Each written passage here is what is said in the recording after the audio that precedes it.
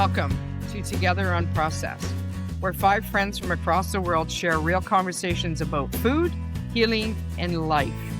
Let's get started. Hey, good morning, everyone. How are you? Okay. Good morning. Good morning. Some coffee. Afternoon. Yeah, pretty good. Yeah. Evening. Hugo, Ashley, late at night. You're still awake, drinking her kefir. Right on. Happy to see you all. Okay, so today our episode is going to be, it's a great one. And I'll tell you what, other than myself, and I will admit this, I don't travel a lot. So my input's going to be not as much as everybody else's. We have some world travelers here. And that's what we're going to talk about, is staying consistent on carnivore or keto, or actually any diet you're on. However, we're going to concentrate on carnivore and some keto. So basically what we're going to be aiming at, that we want you to keep in mind, is that it's consistency over perfection. Because, if you have a slip up, that's okay. That's what we're going to talk about, is how do you prepare so that you can stay consistent on whatever way of eating you're taking or doing. So, I am going to, what am I going to do? What am I going to do, guys? We're just going to talk about it. Okay, Hugo, because you're world traveler, one of the 4 here, why does travel feel harder?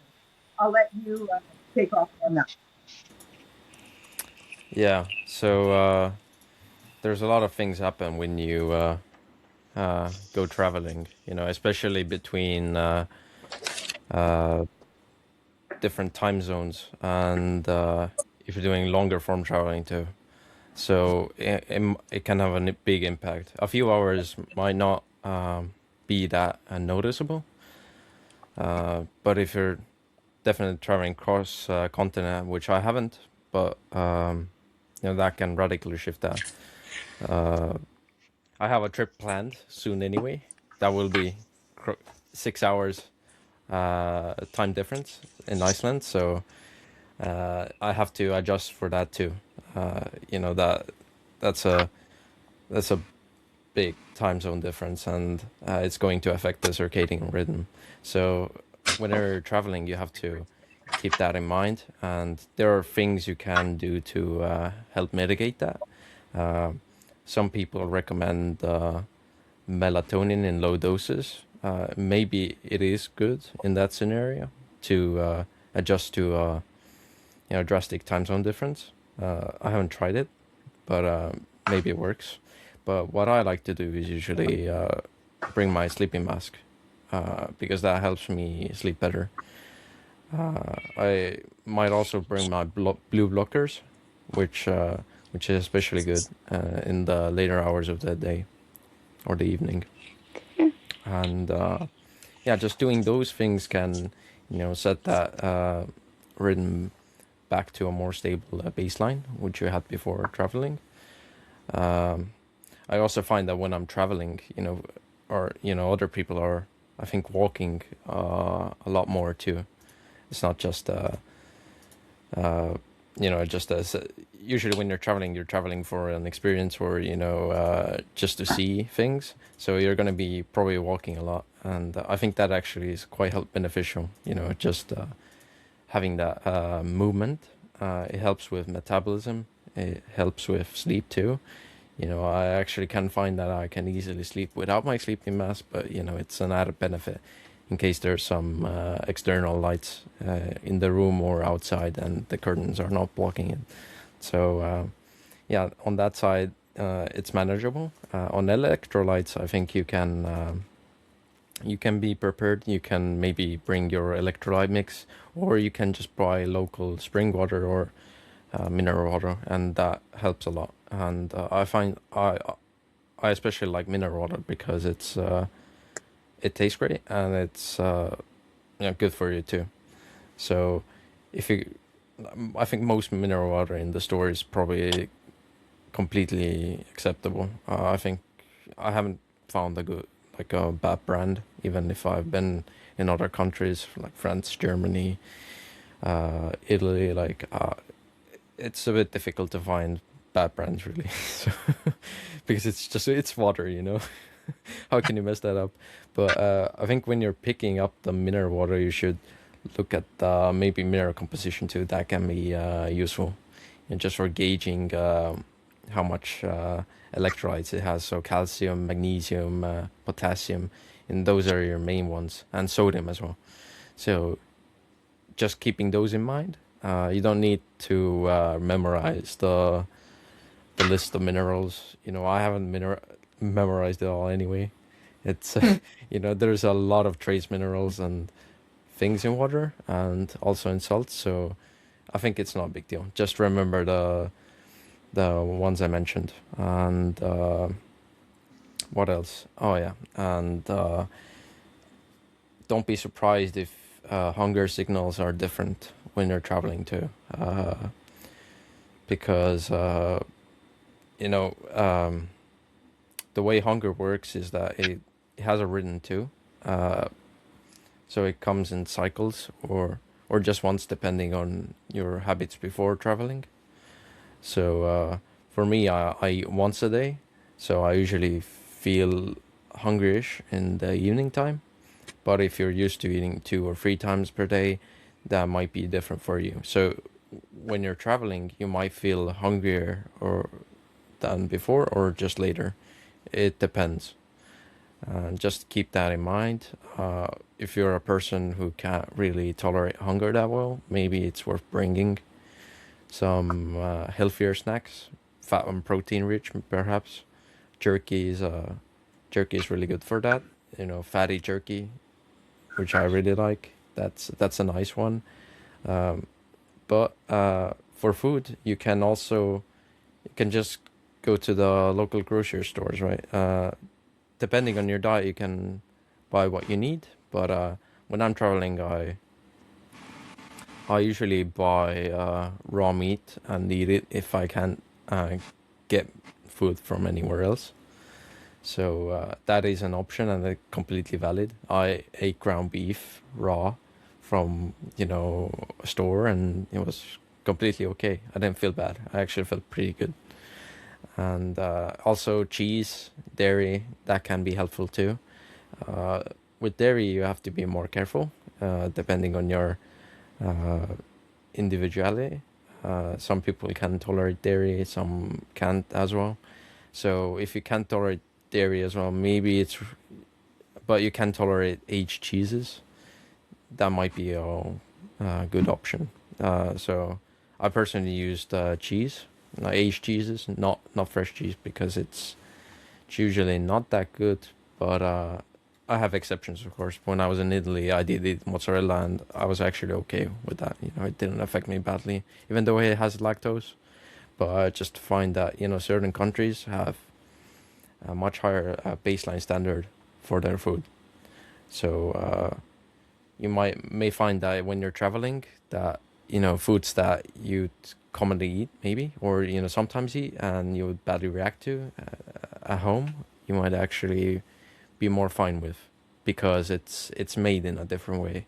It might be more fermented. It might more have more bacteria. It's maybe it's grass fed. You know, all those things play a big role. So yeah, uh, just keeping that in mind is good.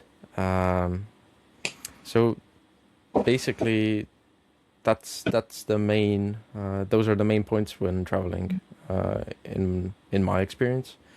So I'm curious if any of this resonated with you, if you all, and I don't know, maybe Ash, you wanna say something, because I know you recently did travel, so this question would be interesting. How did you manage traveling, and did you mitigate those issues? Were you successful, and how did it go? Yeah, well, I tend to. Well, it was successful. I try to fast when I am going to be traveling on planes, but I always carry things like biltong, which is all jerky, biltong and dry horse, and just a few things that I can eat, and some cheese sticks, because I won't eat anything on the plane. Because it was a local trip, I was able to take my own water, so I had my hydrogen water. There are a few things that I do pack with me when I do travel, because I use them as well when I do road trips around locally as well. Is I always have a bottle of my bone broth with me, so I can always get hot water somewhere, and I can have a bone broth because that also takes away the need for a meal. I Because I was going to a friend's house and with me 2 weeks, I took my kefir grains with me this last trip, and I made kefir while I was there. So I was able to combat that too, and I introduced them all that. I left some there for them. And what else did I take? We got a lot of while we were there. We were able to go to the shops to get a lot of different things that we normally eat at home. It's when you're going both to hotels and things that are a little bit more difficult. But yeah, the dehydration is just staying hydrated as well. So when I can't find what I want, I just fast, stay hydrated. Luckily, the community that I live in, normally it's a global company, so there are always people who are willing to do water shares. So I can always get my hands on some hydrogen water, and as well, and salt. I use salt for minerals, so I don't get any other fancy electrolyte mixes. I know you guys don't like it, but I use Himalayan salt, and I have a quarter of a teaspoon of salt in every liter of water, and to make sure, especially when we're going to places that are hot. Like we went in Brisbane, it was really warm and humid, so we did up our water intake. And food-wise, I tend to eat less when I go away, because we're always busy doing stuff, that I don't really. I tend to eat once a day, maybe twice a day as well. Otherwise, I'll take snacks. But if I'm hungry, so that's what I do. It seems like you have a pretty solid plan. You know how to Yeah, I do. handle trouble. I do plan because I know when I go out, there are very limited choices to what I like to eat. The family they try to do keto-ish, but that they'll if there's nothing, they'll eat what they want. They'll eat the normal stuff that everybody else will eat, whereas I won't. So often if we go out, even for lunch, so even I always get poached eggs, because I know that they can't go wrong with poached eggs and maybe a bit of bacon. So that even if it's late lunch, I can normally get that. So I'll tend to stick to that versus getting all the other foods that everybody else is getting. So I try to plan ahead before we go out. Yeah, and you find that it's. I think you also find that it's not mundane, right? Eating those foods, it's probably like when you have that meal, it's delicious. It's not like it's a chore. Well, They need to satiate yourself, right? Yeah. It is. For me, it would be very easy if it was just me, because I would just have steak, breakfast, lunch, and dinner, or whatever I could just get that way. It's when you're going to other people's houses or traveling, it's very difficult, because when you're sitting at the airports, it's very carb and processed predominant. So to try and get something that actually eat is very difficult. Yeah. That's why I always just take what I can with me. Yeah. What about you, Cindy? I think you're heading for a cruise soon, right? Next week? Yes, and I get very stressed out about packing, to be honest. I do not like it. So I'm kind of already worked up. I'm making notes from a couple of things you guys said to remind me so I don't forget it. And one of it is the sleep mask. So thanks for that, Hugo. I'll have to try to remember. Well, now I've got it on my list, so it's good. But I'm with Ash. I things will go better if I'm really in a fat adapted state. And as eating this way, we should be all the time, right? But everybody knows I kind of go off the wagon with stress sometimes. So I try to, especially if I'm getting ready for a trip. So I will try to do some sort of fasting beforehand, so that I am really in a state of being fat adapted, which for me means I'm not hungry. So I can, go be in an airport and smell the Cinnabons and not, be like, oh my gosh, that's triggering my sweet tooth or whatever. But what I'll do is take several different types of snacks that are okay. I've taken cheese sticks before, which I try not to take a lot of dairy stuff, but I'll take beef sticks, cheese sticks, little things like that. One of my favorites now is sardines, which, okay, sardines are not something that you're going to like eat on an airplane or eat easily because they like go all over, but I have them so that if I needed, if I was really hungry, I could, you know, excuse myself to wherever and scarf down my my sardines. And it, you know, try to think of food as medicine, right? Where, you know, I tell myself this is, I'm eating this so for health reasons, right? It's not just because like, oh, I'm doing it for fun. So I think of it as a medicinal thing, just like we would take a vitamin. And I will always pack one or two cans of sardines with me. The other thing I like to take are the little packets of tuna and salmon. So those are great because those are not real liquidy. So a lot of them are kind of dry enough. So I will take like in a Ziploc baggie. I mean, even the sardines, even though they're in a can, I'll double baggie those just in case something gets punctured and we don't want that to stink up my whole luggage or my backpack. But same with the tuna packs and salmon packs, and I'll throw a fork in there so I have that. The other thing I'll do sometimes is cook bacon ahead of time, and it's, you know, have it in the refrigerator overnight, and then throw that in a baggie and take that with me. And those are the things that I'll take when I'm actually out and about and have to deal with maybe fast food or anything like that. I go with the burger bowl option. So most burger places, you can order just the patty, and I'll do patty and cheese. And you know, even if it comes with all this other stuff, I always hate that. It's like, why can't we have this option just to buy this? Because they'll come with fries and everything else. And I've had to say, like, do not. I know I'm paying for it. Do not give me the fries. And I sometimes have to say it several times. And then when it still comes out with the fries, I just like, can you just take that back there? Like if it's in front of me, it's way too tempting, and then I'll have one or two, and then it goes on this whole deal, right? So right now, those are the things that are coming to mind is what really helps me. But most of all is being fasted for that whole time. Well, to me, it sounds like you're quite experienced. A lot of different ways to, save your future self, from a circumstance that, could be less fortunate, Yeah. just to protect your future self, right? And that's actually quite solid. I also find that, when I'm before travel, I like to have a big meal, Hmm. just lots of meat and fat, and that keeps me going for days. Actually, I can fast if I want to, but Hmm. I usually don't fast that much because I do find local options whenever I go. It does take some skill and knowledge to actually know what to look out for, but you can do it. And yeah, but I think if you're going in prepared, that's the more peace of mind solution, because you don't have to worry about just solving it on the spot.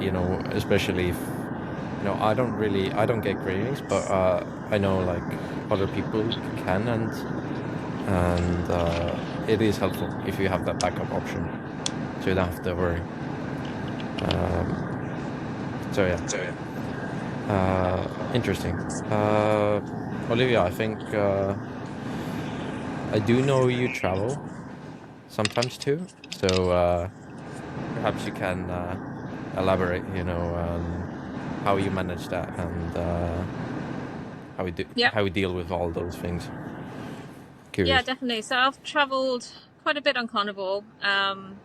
Been to Australia, the US a few times, but then also Europe and France and Italy. So I've done a real mixture of like short haul, intercontinental long haul, and I've got almost like different models depending on what kind of trip it is. So if it was Australia, then I know it's long haul and it's going to be a big change in time zone. And if I don't have kids with me, that all adds up to, well, then I'm going to fast. And so the way I would fast, and mainly because of the time zones, and I want to make sure that I'm, in that example, I was going to a conference, I wanted to make sure I was losing as little time as possible while I was there. So I stopped eating the night before I went away. Like, you eat at the normal meal time in the country that you start in, and then you travel for, in the case of Australia, it was like a couple of days. When you get there, you want to try and get back into the rhythm of the meal. So you will eat the next normal meal time, you will eat normally then, and that should remove any jet lag. And for me, it has both ways, Australia and back, USA and back a couple of times. I haven't had any jet lag, and normally these are quite short trips, so it really does help with the kind of time efficiency aspect when you get there. So I think we talked about fasting already, but it's definitely important to remember the meal times. Like, you have to get your meals in sync. Actually, when I went to Australia, when I got there, I was there like 2 days before a conference. And so I thought, I know what I'll do. I won't start eating at mealtime. I'm just going to carry on fasting. So I ended up doing like a 4-day fast. And I didn't eat until the first night of the conference when everyone was eating together. And I hadn't eaten in 4 days. So, but I felt amazing. Like, I'd been running for like the whole day, and I'd done all these exercises, and I was in Australia, and I was excited and all this kind of stuff. So, so it can work really well to fast. But if I was doing short haul, like to Europe or something like that, and if we're driving and we've got kids, then you're in a completely different model, and then you need snacks. You need stuff to take with you. Everyone's mentioned jerky. That's our go-to. We take boiled eggs. We take packets of pork rinds, which the kids love. The one that's really good, I think, is pemmican, because it's very space saving, and you normally don't have a lot of space when you're traveling, so you get a lot of nutrients for your volume of space that you're taking up. The other thing is, when I went to the US, and I do this in a lot of places actually, the thing that a lot of people say is, remember protein, but actually wherever you go you can get protein. Protein's not hard to find. You'll find ham, or you'll find deli meats of other kinds, and you'll have a steak or whatever, but sometimes it is hard to get fat because they don't have the fattiest cuts, or you don't get enough fat. And so when I went to Denver, I remember being really worried about that, and I made up a whole load of fatty bites before I went, and took almost like nearly a kilo of fat, but already cooked up. And so when we went to restaurants, it was really great, because we were having steaks, and they were fine, they were like ribeyes, but I didn't feel like it was enough fat. So I went back to the hotel and then had my fatty bites. So I would say, if you're going to prioritize protein or fat to take with you, prioritize the fat, because it's much harder to get hold of, especially the way you want it cooked and all that kind of thing. So that's definitely something I'll always take with us, is jerky, pemmican, fat, the curator's chips, boiled eggs. And the other thing is, it's good to take your own salt, because you don't know what kind of salt you're going to get wherever you go. If you're fussy about your salt and you want to make sure you get a good quality salt, and take that. That's not even just traveling abroad, that's just traveling, going anywhere. So those are like 2 different models, like fast all the way and deal with it when you get there, versus take loads of stuff with you, and you can just personalize that depending on what your trip's all about, who's with you, and what else you have going on, what kind of mode of transport you're using. But one thing I do really like about traveling, and I find that we don't do this very much in the Carnivore community, is we say, go somewhere self-catering where you can cook your own stuff, you know what's being cooked in, and that's definitely important. But I like to make sure, I don't want us to miss out on the experience of being in a new country. So if we're in France, I want the kids to experience eating French food, and if I'm in Australia, I want to eat their food, and we're in the US, I want to eat their food. So it is, I think, really good to actually plan to go out, but plan it really well. So plan the best restaurant. Like, when we were in Denver, we went to a really cool kind of traditional cowboy outlet that had all these kind of taxidermies on the wall and this kind of stuff, and very traditional food. When we were in Switzerland, we went to a place where they do meter-long sausages. When we were in Australia, we went to this place, Outback, which does these kilo steaks. Whereas, in Italy, there's this amazing restaurant that does 11 courses of beef. So if you've got these like kind of really cool places in mind that you can go to, then you make that part of your itinerary, and it doesn't feel like you're just having to self-cater all the time. You can actually experience something quite different, and local, and and to do with the culture, and to do with the place you're traveling to, which I think has been a really nice addition to how we started to travel a bit more. So yeah, and also the other thing you can do is really focus on going to things which have a lot of meat involved in them. So when I've gone to conferences, they've generally been very meat based. We do carnivore retreats twice. We've done the beef roundup in Wyoming. When you go somewhere like that, you're covered, because that's all they're cooking for you is fantastic meat. So those are my tips, pretty much. Yeah, it seems like you've got it really figured out. Probably m- best of out of all of us, you know. That's I also found that, you know, I've developed two modes of operation when I'm traveling. So there are cases where I don't bring anything, but other times I bring dry cheese snacks. I find those are really nutrient dense, and you know, when you're fasting longer, they can really be a, you know, power up or like a boost to my, you know, mood too and energy levels. So that's what I've used. Uh, but yeah, it's I think uh, ideally I would actually get Airbnb when I'm going somewhere. You know, because you can actually, like, you have the means to cook because you're basically living in someone else's apartment essentially. So that's a better option than hotels. Uh, but other times maybe you can like in Iceland I'm gonna uh, I already have a camper van booked, right? So there's a gas stove. We can buy local food, you know, the fish there, all the goods, maybe dairy, let's see, Yeah. and just cook in the camper van, right? So it's quite amazing, right? And it's Mm. you know, it's March, so it's quite cold there, but it's a fun experience. So it doesn't have to be Airbnb.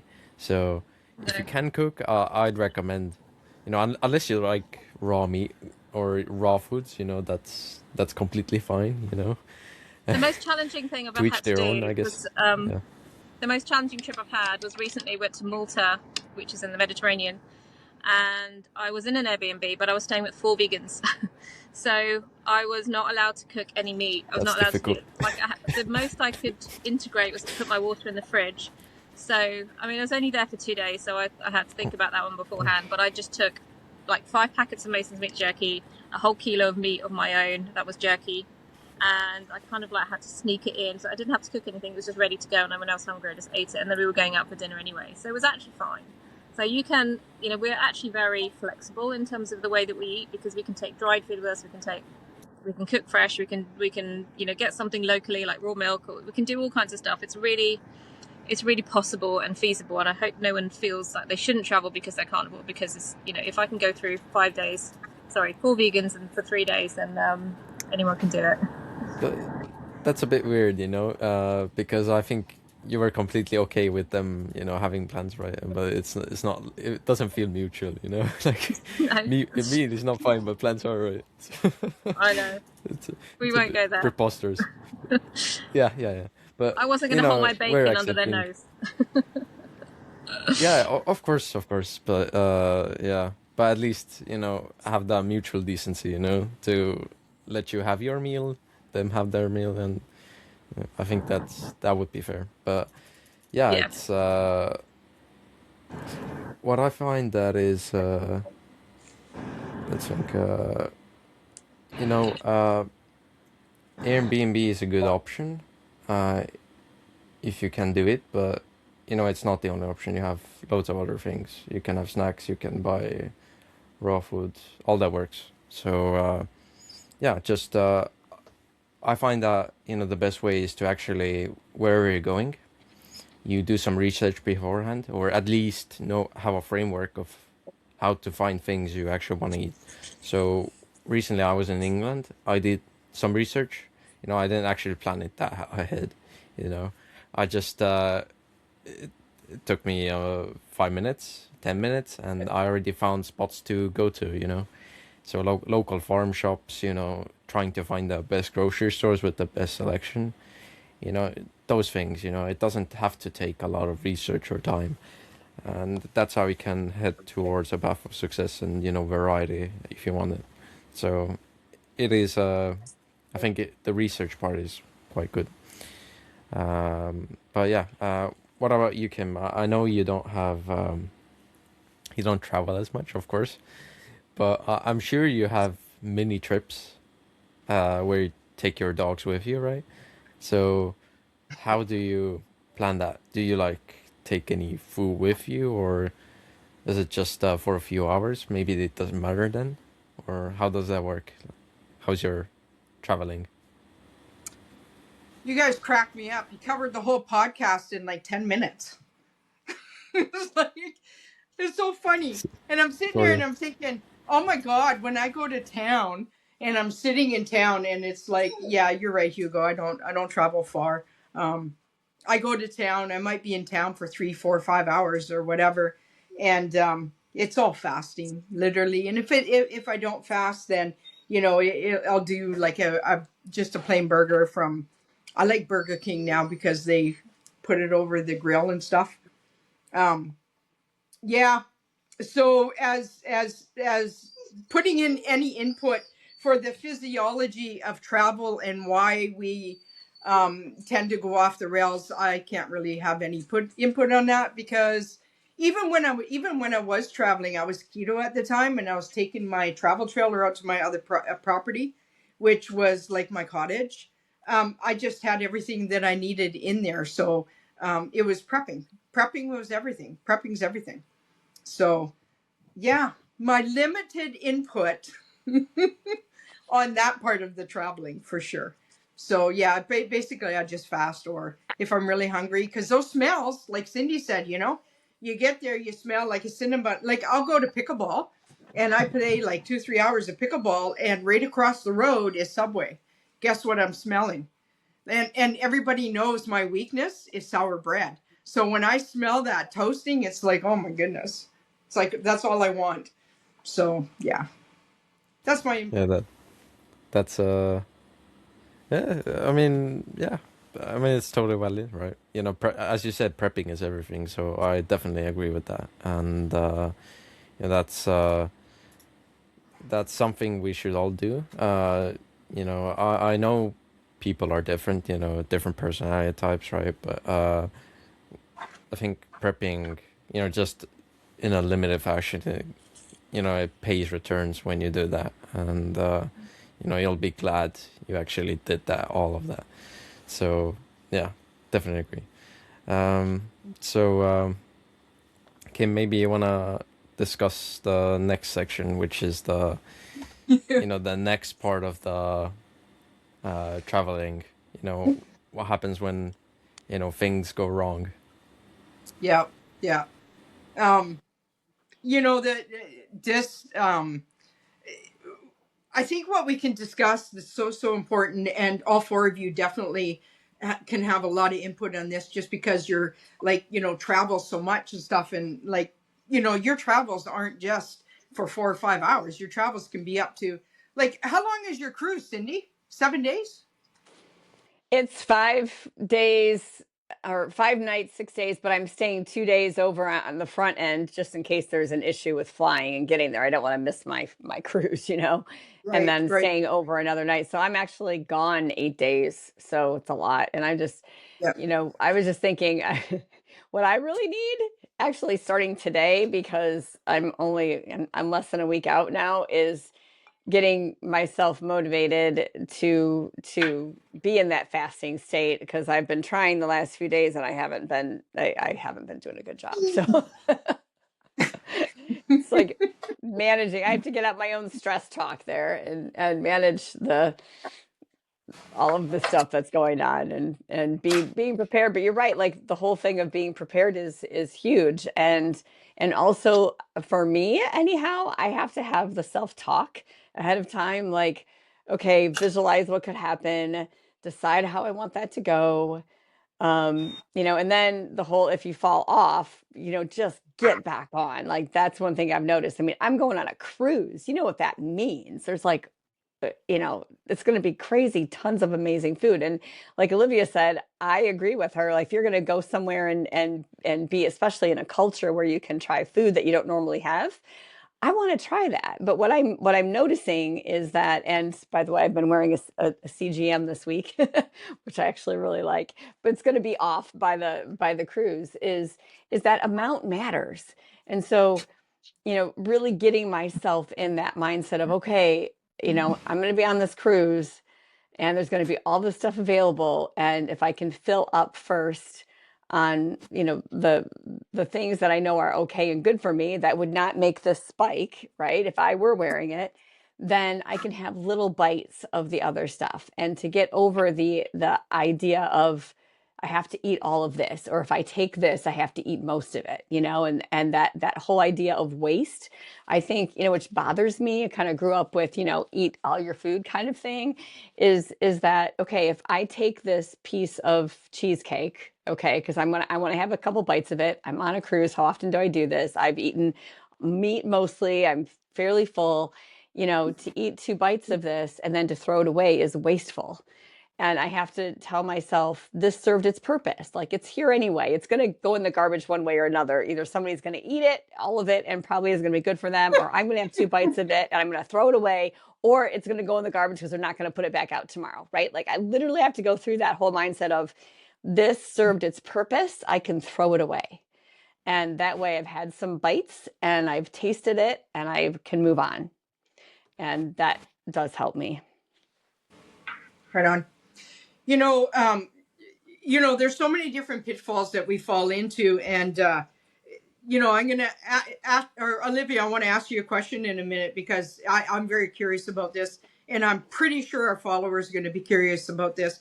But one of the things, like when we have symptoms when we're following, people think that it's the carb addiction or you want carbs or whatever, and that's not true. Usually it has to do with hydration issues and electrolytes as well. And like Hugo said too, is like that your whole timing's off as well. So when you travel to the US, how long is your flights, Olivia? Be about 8 hours, I think, probably to Denver, 8 or 9 hours. Obviously, Australia was a lot longer. That's like 20 hours. Okay, so yeah, 20. Australia was 20 hours? Yeah, something like that. 22. 22. Okay. So when you're doing that whole thing or whatever, like one of the biggest things that can disrupt our eating habits and stuff like that is the circadia, and not getting enough sleep and getting back to sleep and getting regulated and stuff. How did you mitigate that? Well, that was the fasting trick. So as soon as I know that I'm going somewhere where I'm going to potentially have jet lag and my circadian's going to be out, I will eat the last meal, as I said, here at a normal time, and then just in my mind, as Cindy said, it is a mind thing. You really do need to think about it. Right, I'm going to now be fasting, and you could go longer, but at least have some idea of the minimum. And when you're traveling, it's going to be that whole period that you're traveling. And then when you get there, what you want to try and do, if the flight is a little bit, it depends what time your flight is, but if it's like a night flight, then you probably are going to end up sleeping because you'll be too tired to just stay up and try and, you can't really go straight to the time zone before you've got there. I think that's really difficult. Like most of the Australia flights are overnight, so you're going to end up sleeping because you're still in UK time. I'm in the UK. So you can't really get around the jet lag by stopping yourself from sleeping, I don't think. But definitely take a sleep mask with you, and if you're tired at any other point, you've got that as you're traveling. But when you get there, it's for me, the food is what cracks it. Like, if you forget about the sleep, when you get there, if you just go straight to your next meal at the right time, you could even hold off your fast like I did, and that seemed to work as well. Like, just the fact I was fasting really, really helped. And then when I broke my fast at a normal meal time, in between that and beyond that, I never had 1 minute of jet lag. Like, I just felt like I was straight in the zone as we got there. So circadian wise, I don't think I missed anything. It would be a bit messed up, but it didn't feel like, oh, I'm going to have to recover for a day before I can do anything. So I don't know.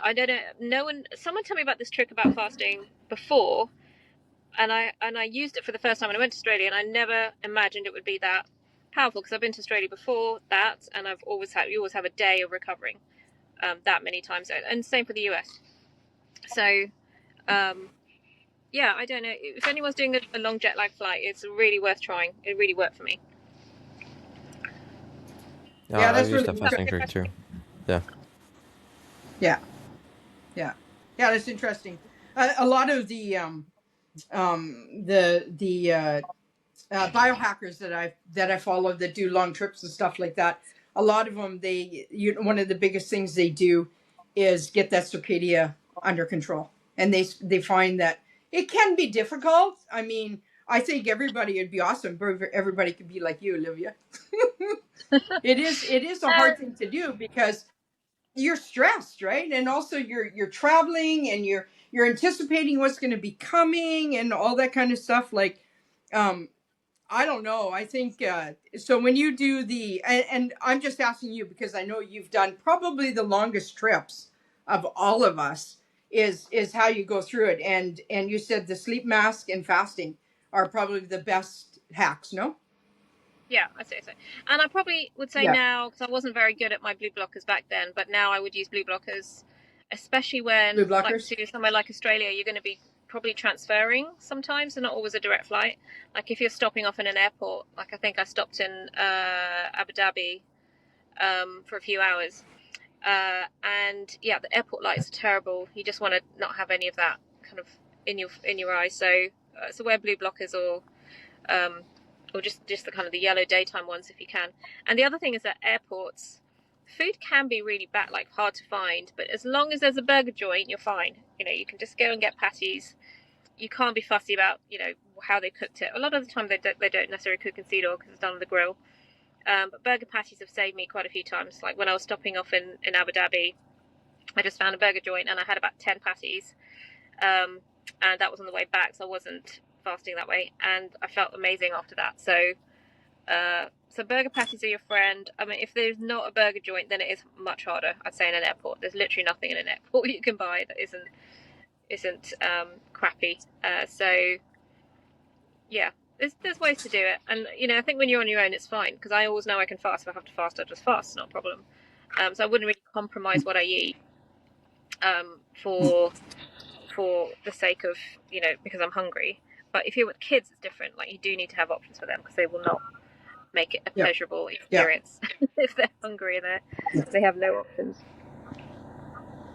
And you know, that just brings us straight up to the pitfalls. I mean, literally, if you are going to eat on your trip and stuff like that, and you're going to a burger joint and we're going to do a scenario too, like, you know, different airport road trips, etc., etc. How do you pack for that and prepare for that?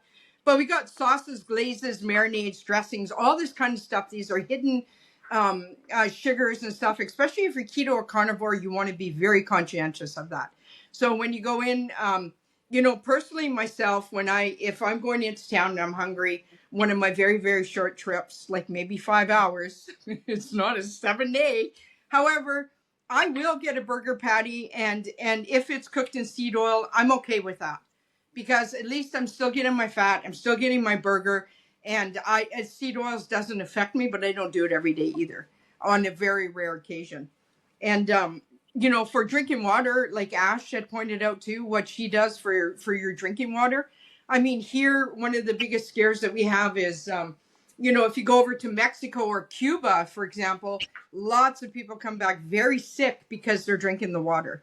You know, so preparing and knowing what you're drinking is very, very important as well. I had one friend, she was sick for probably 3 months, and it wasn't what she drank, it was the ice that was in the drink that affected her. So it's so important to know what you're drinking as well. So, you know, bottled But in that water. case, bottled water will be maybe the solution, right? Because it Yeah. might be imported, you know, instead of the local water. Yeah. Exactly. So I And if mean, you're flying, you know, you can't take water with you if you're flying as well. So that is one area where you just don't have any options. Yeah. You know, when you're getting on a plane, you can't take your own water. You're going to have to buy water, and that's normally fine. But if you're fussy like me and you would rather have your sparkling water out of a glass bottle, you can't always get that option in the airport. So that is like where the compromise comes, unfortunately. plastic sparkling water. Yeah. And you know, you're basically at the point where you're picking the best of the two evils, really. You know, sometimes you might be in that compromise, and you just need to do the best that you can. And really, that's what it's all about, is doing the best that you can. However, when you do your pre and you're prepared for it, then you know, this is my agenda. This is what I want to do. But if you have to go off course, then at least you know, again, going to the best of the two evils. Ashley, for when you went away for Christmas and stuff like that, how long did it take you to adjust, you and the kids and the hubby, to get back on track for yourself? Although you stayed on track, but you know what I mean? Well, they pretty much sort of just do whatever it is, so they don't worry. We were lucky though with this trip that we went on because it was just to mainland. So we did have a sort of, it was weird flying into Brisbane where they're 1 hour behind and then driving over into New South Wales and then they're back onto the normal time zone. So it was sort of time that they live on the border. So it was backwards and forwards. But I was very lucky because they know how I eat, so I was able to sort of adjust to like, no, I'll have this and no, I'll have that, and just choose what I wanted. Her husband catches a lot of fish, so we were, I was able to eat a lot of fish and just sort of stick to that. So I was able to sort of just slide into what I do at home, and then when we came home, just carry on doing what we do here. And then, like I just said, when we were on the plane trips, we just catered for having a few. We go to the shop before because I don't like getting the aeroplane food, and we just always just get snacks for the kids as well, and things like that. But yeah, sometimes they'll just go get a sandwich or something when they're there, or a wrap or something that's sort of more healthier than the other options of just fast food. And when we're out and about in town, just like I said, I always take my bone broth with. So when they're all having coffees, I always get a hot water and have my bone broth. So I'm always prepared for the road trips for all the different things. The biltong and dry horse was a lot cheaper in Queensland, so we just went and stocked up. So whenever we went on road trips, or to the beach, we just stuck in the dry horse and biltong, so that if I was hungry, I had something to eat. But yeah, that's what we tended to do. And we all took our water bottles with us, so we were lucky. We could still drink the same water that we drink at home. We were able to drink there. We just fill up the bottles and off we went. So it was a more friendlier trip this time around, where we didn't have to really think too much. Versus other trips, like just if we're going local, we sort of then have to be a little bit more prepared in what we're taking. Right on. Yeah, it's. Do you find that if you're just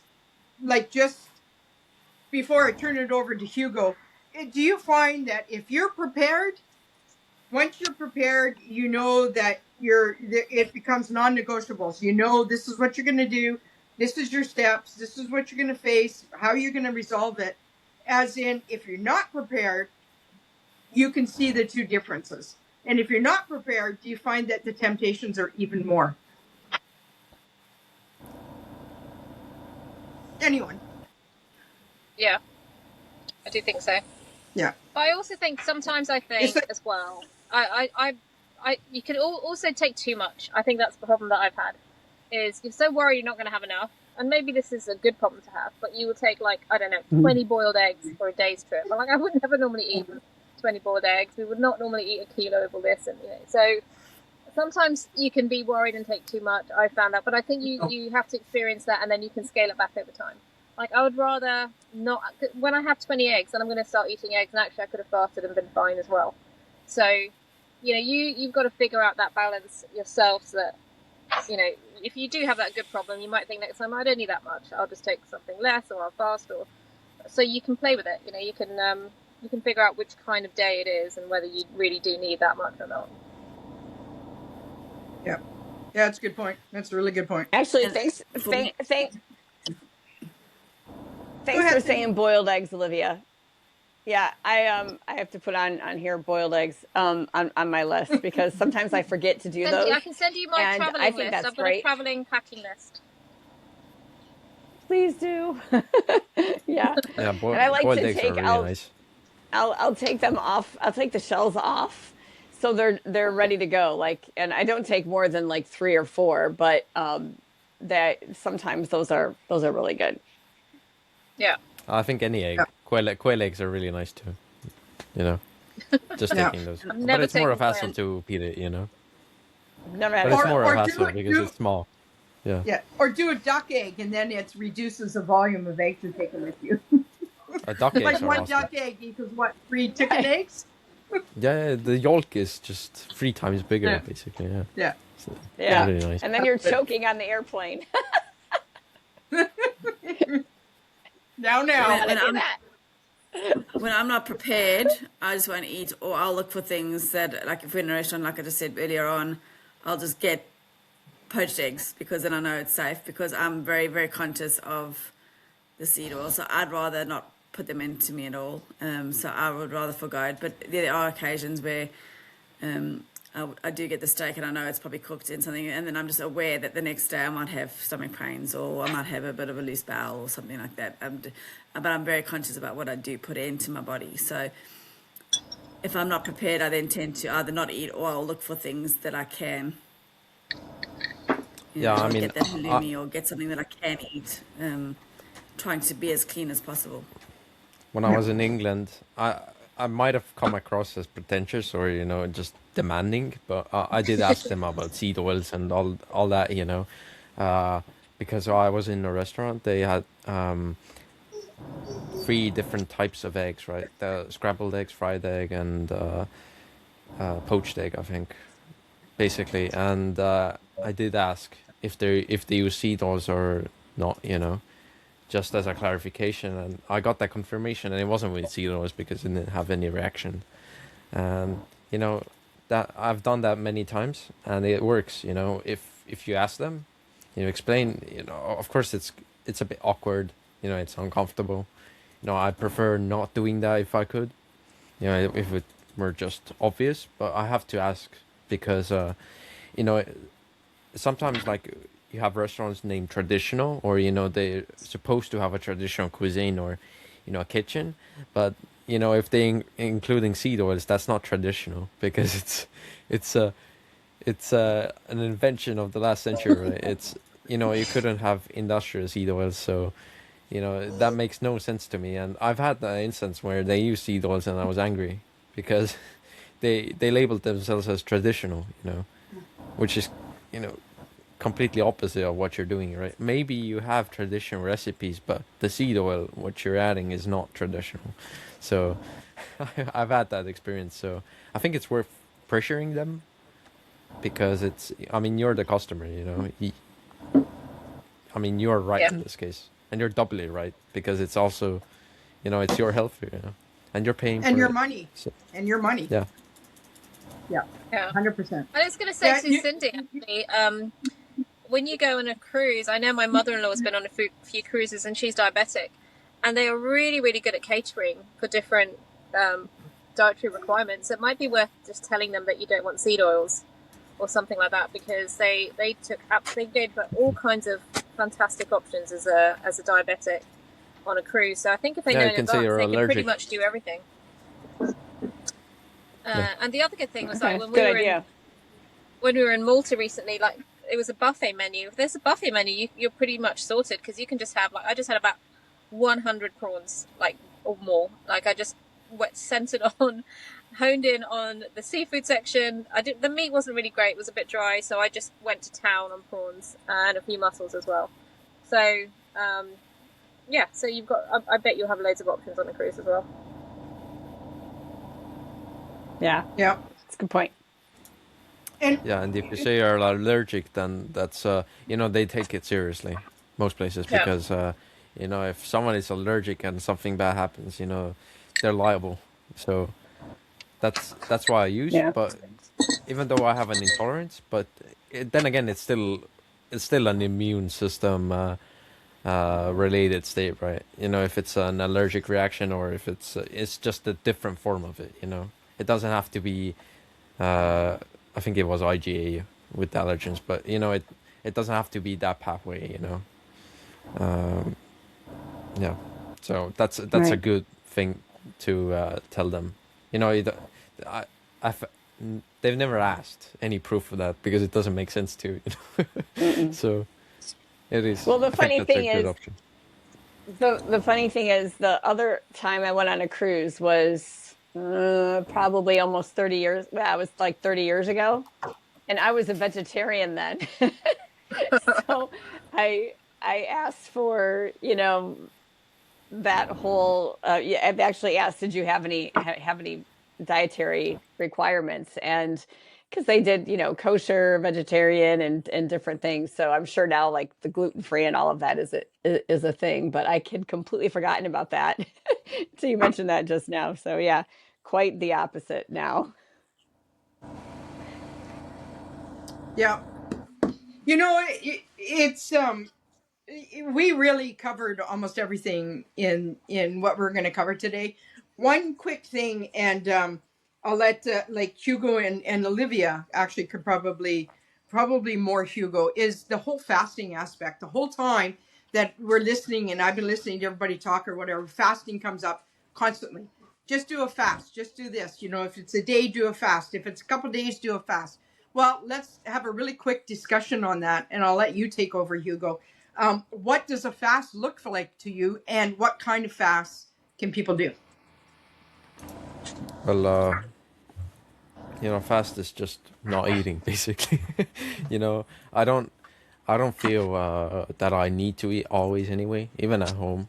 Sometimes I do fast once per month or maybe twice, and short fasts because I just don't feel the need for it. But when I'm traveling, you know, the situation changes. Plus, I find that, when I'm excited, I want to see the country and the culture, all of that, that in of itself takes away the hunger I have because I'm just engaged. I don't have time to think about eating, and it just flows. It does become automatic, but I do eat a big meal before I travel usually, and that's for the reasons that I can supply my body easily and feel good for days after if I wanted to. I mean, I could do longer fasts, but I find that when I do 4 or 5 days and past that's a bit too much. So that's why I ate that big meal before I travel, and that helps a lot. And you know, you don't have to uh, give in to crappy food if that's not aligned with your values. So uh, you can just fast, or if you can't fast, then you can find alternatives in any scenario, I think. Yeah. Unless you're in India, which is that's a difficult place to be. But essentially, it is for me. It's automatic. It's like instinctual. I know when to do it, and I just listen to my body. And I find that you know the longer you do this way of eating, the easier this becomes, and more aligned with your instincts you are. So yeah, it's pretty simple. It's not that complex. And I mean, for those who are not used to fasting, especially if they're not on keto or carnivore, you should be careful. If you're because I did that. When I was on a more omnivore diet, I did some fasts just to test, and it wasn't great. I felt horrible, but I also felt better because it's like a trade-off, right? Because I was letting my gut rest. But so just be prepared.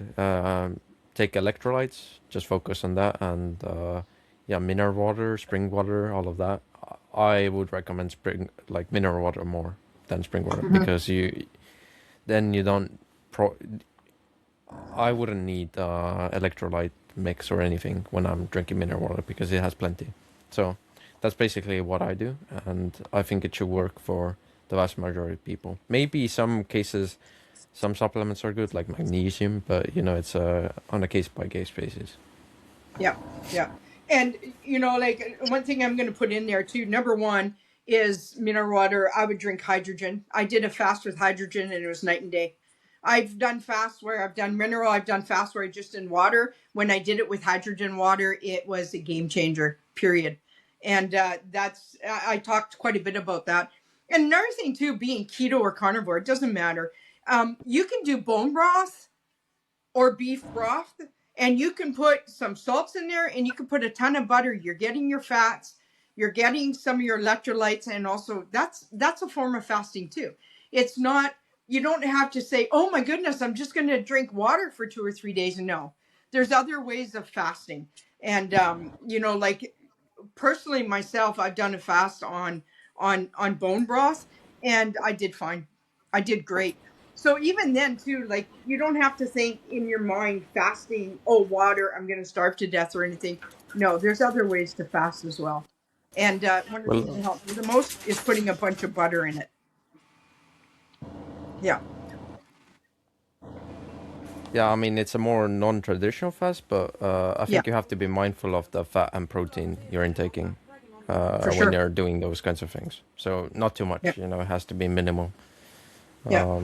So you're, it depends on the reasons you're doing the fast too. Yeah. Yeah. Yeah. For sure. But again, you know, I like look at it. it. I'm Go sorry. ahead. Go ahead, Ash. Sorry. No, I was going to say I look at it a different way. I I do water fasts, and I do agree with you, Kim. I've done fasts with just normal water, and then I've done hydrogen water, and that was the game changer for me. I was able to get definitely longer, had a lot more energy. And I put a pinch of salt in my water every now and again just to help as well with electrolytes. I look at all the other ones, the bone broths, the sardines. I look at them more as a reset, not really a fast.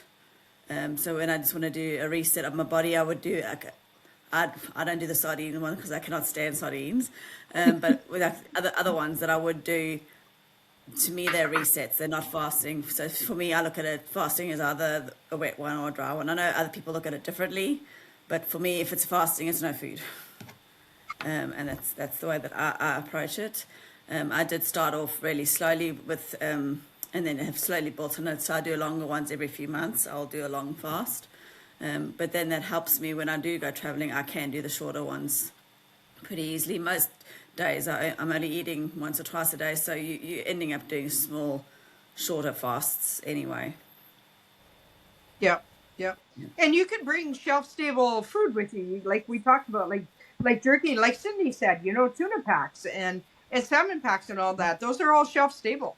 And you can go to probably, you know, I would imagine I've seen travelers do it where they go into like, especially in Asia, they go into 7-Eleven. It's got everything and anything you can imagine in there. So if you want a tuna pack or there's, what's that one that, gosh, a ton of people eat? It's like Click. It's in that can that you use that thing to open it. It's like a Spam or whatever it's called. That's a big one too that I've seen people actually use as well, which is all over the place. But so that we don't keep going, we're already over an hour. Let's end this on a rapid fire Q&A, and anyone can answer it. So, you know, long and short, do you need to eat on travel days if they're shorter? No. No. No. Olivia? No. No. No. No. Is bone broth breaking a fast? Yes. Yes. I believe so. Yeah. Strict If fast, you yeah. strict Yeah. fast, Strict yeah. fast, yes. If we're talking Yeah. about that, yeah. But is it okay if you're traveling for a couple days to have your bone broth just to get some, you know, minerals and stuff and that into your body? Is it okay? Oh yeah. Yeah. Yeah. It helps. If it stops you Yes. eating I mean, you something else. don't. You know, when people fast, it's more, you know, there's a reason behind it. Maybe it's a health reason, you know. If you're Yeah. on a good diet already, you don't need to, you know. Yeah. I think. Yeah. Yeah. So like, so if you accidentally eat carbs, what would you do? Don't. Don't Not keep beat doing it. myself up. I know don't eat carbs, but people, listen, I mean, there's people out there. Accidentally. How are you Have a accidentally smaller Well, amount. you know, stuff Have a smaller amount. Yeah. It's yeah, like I mean, Not someone beat force yourself feeding, up and move on the next day. slipping on Yeah. carbs. exactly. Like, Yeah. Don't do it again. It's not about perfection, right? Right. Yeah. No, it's just getting Because, I yourself mean, back Smaller in shape. amounts. Yeah. Yeah. Yeah, eat just fatty keep meat it on top. weighing. Eat fatty that? meat on top, I think. I think that's, Yes. Good point. yeah, it's very nourishing, you know. Like, whenever I had issues, fatty meat, you know, Yeah, yeah. makes it better. I crave it for sure. Take fatty So bites so with when you you and do you have won't go wrong. yeah. So if you accidentally eat carbs and or you have a meal that has carbs, does that undo metabolic adaptation? No. Oh yeah. Yeah, it does. It's going to take you out of being fat adapted. Sure. It's harder. Well, No, you'll still get straight back maybe. to being as you carry on. But to be honest, I had 50 grams worth of carbs when I did my experience. So I think I wasn't kicked out. I don't know. My metabolism seems quite, quite a bit better than it was before doing carnivore. So yeah. Yeah. I My guess it varies understanding is, person by person. yeah. My understanding is it won't. It takes a little bit more, and if it does, you just readapt so quickly. Just go back to your Yeah, and baseline. you're not ruining what you have done. All the work. It's Yeah. no, it's just it's probably like it depends for how long you do it, but it doesn't undo what you did. And even if you do it for the same period you're doing this new way of eating, I don't think it would override that, because it, I found that on this diet, you recover so much faster than Yeah. the time it took for you to get sick. So like it's a Yeah. magnitudes difference, right? It's Yeah. 1 or 2 magnitudes. So I wouldn't Yeah. worry about it as much. And don't beat yourself up. As Ashley always says, be kind. Be kind to yourself. We're not perfect, and if we all strive to be into the perfection or whatever, we're going to have bigger issues than we have now. Just do your best. Planning before is number one, and we'll have a PDF and a Word doc as well attached that you can download too as a checklist if you're traveling for 1 to 6 hours, or if you're traveling up to 1 to 7, 8 days. You'll be able to download that too if you wish. So the final question I want to ask everybody is, what's your one single advice to everyone for traveling? Go ahead, Hugo. Just Put me on the spot. I love it. So give me an hour to think about that, will you? Well, okay. I think this is the most important. Find good local food, the best quality you can. Yeah, that's good. That's good. Olivia? Bring your own fat. Oh, yeah. Okay. High quality, As and in it will butter? keep you away from everything else. Okay. And what would you bring? Like your fatty jerky, your butter? No, I mean like fatty bites. So I would make loads of fatty bites and always have that as backup. Okay. Because what Perfect. you don't want to be doing is getting constipated on your holiday as well. So you need to make sure you've got your fat. Yeah, no kidding. No kidding. Ash, how about you? I'll just say probably if you can be prepared, just if you have a few essentials that you've got in your that you can put in your bag that you're covered. Like I said, I always have a bottle of bone broth. I used to carry butter, but I don't anymore. So I do that. I always have a bottle of bone broth and my salt in my bag, and then I know I'm covered because I can always get hot water somewhere. That and my water. Those are the two things. So just be prepared, just for those in case situations where you are thrown into a space where you're not comfortable with. I've always got a backup. So I've always got a backup plan. Yeah. Cindy, how about you? I take beef sticks, and I like to have fun and get back on it if I fall off the wagon as soon as I can. Right on. Yeah. Yeah, I mean, you don't want to be going on a trip stressing and thinking, oh my gosh, I'm going to blow my diet. I'm going to blow this or going to blow that. Do the best you can. That's all you can do, is do the best you can. And, whatever your best is that day, this is the 4 agreements, that's your best. Mm-hmm. And if you work on that, then, and just don't beat yourself up.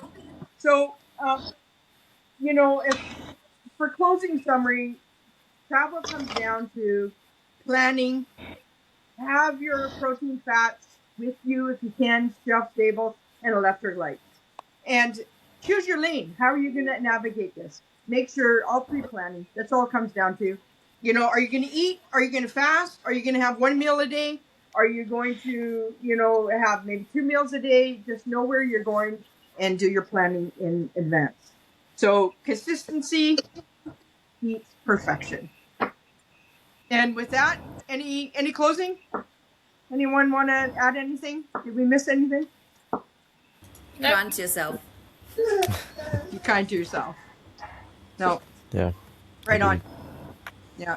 It was great getting together again, as we all do. Like we say, this is our socialized time. So with that, if there's nothing else, we'll close it here. And everybody enjoy the rest of your morning, your day, your evening, and a great sleep for one of us. And if you're traveling, enjoy that too. Yeah.